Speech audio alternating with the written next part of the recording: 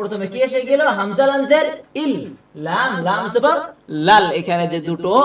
আলিফ দেওয়া রয়েছে তো দুটো আলিফ কি হবে না ব্যবহার হবে না, এখানে লাম আলিফ আর এখানে একা করে একটা আলিফ দেওয়া রয়েছে, তো এই দুটো আলিফ কি হবে না ব্যবহার হবে না, তো এটা কি হবে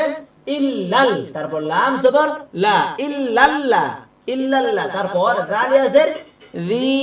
পাতলা করে পড়তে হবে দাল, ইল্লাল্লাযী, তারপর নুন জবর না, হামজা খাড়া জবর আ, খাড়া জবর এক আলিফ টেনে পড়তে হয়, তারপর মিম জবর মা, নুন ওয়া পেশ নু, আমানু, কারণ ওয়াও সাকিন তার আগের হরফে যদি পেশ দেওয়া থাকে তাহলে সেটা কি হয়ে যায় ওয়াও মাদ্দা হয়ে যায়, আর এখানে কি করতে হবে এক আলিফ করে মানে 1 সেকেন্ড করে টেনে পড়তে হবে, আমানু কি হবে ইল্লাল্লাযীনা আমানু।